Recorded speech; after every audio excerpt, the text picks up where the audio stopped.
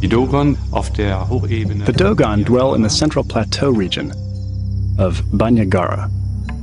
Their knowledge is centuries old, and their priests have been sharing it with chosen individuals only. In the 1920s, French anthropologist Griel and ethnologist Dieterlen visited the tribe and were invited to share their secrets. But one secret stood out. The Dogon claimed that their god Amma came from a specific star in the Sirius constellation, the same place where the ancient Egyptians believed their god Osiris was born. This star, which modern astronomers refer to as Sirius B, the Dogon called Potolo. But what baffles experts is that the star is so far from Earth, it's impossible to see with the naked eye. I was very intrigued by this, by the way. I mean, the Dogons should not have known about the existence of this star. Sirius is the second nearest star from our solar system. It's 8 light years away. In fact, it's not even visible with standard telescopes. It was first seen, literally seen, and photographed in the 1970s. Modern science has corroborated that Sirius B does indeed exist. Problem is, the Dogon knew about this before modern science corroborated it. I mean, that's spooky.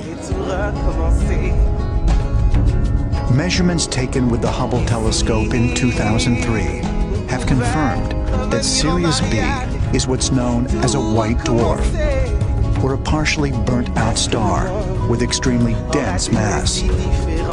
Although it is smaller in size than Earth, it's estimated to weigh 8 times as much as our Sun.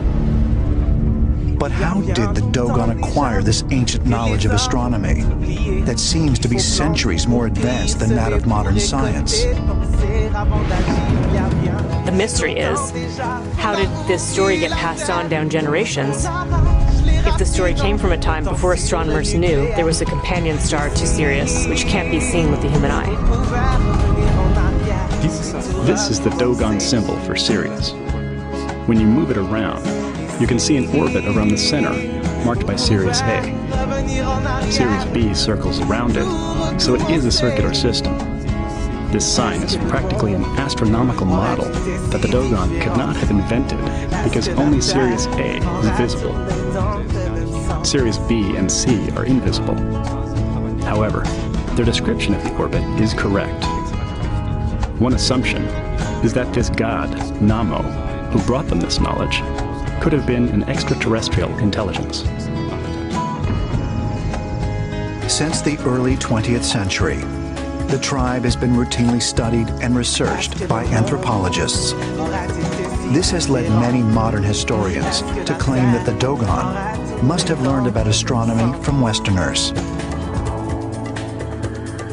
The Dogon mythology is so fluid that when science confirmed something that they might have believed in antiquity, it might have just been sheer coincidence, or it could have been a conflation. That is, they heard, because it's an oral culture and because the mythology is so fluid, they heard something that someone said about this star in relation to another star, and they just grafted that into their mythology. They grafted that into their religion, and then when some reporter, some subsequent reporter comes along and says, "What do you believe?" they say, "Well, we've thought this for millions of years." When critics suggest that this knowledge was given to them by modern ethnologists, that's simply incorrect, because we know that this story goes back hundreds of years earlier than any modern ethnologist ever went there. If it were ever proven that all this information is exactly correct, including the parts that are still being studied by astronomers, this would mean that the Earth had visitors from outer space in prehistoric times. Either they inherited that knowledge, and the question is from where? From a previous civilization, or from some sort of extraterrestrial civilization, or it's a coincidence. In my view, it is not a coincidence. If the Dogon people really possessed this advanced astronomical knowledge, were their legends based on real events?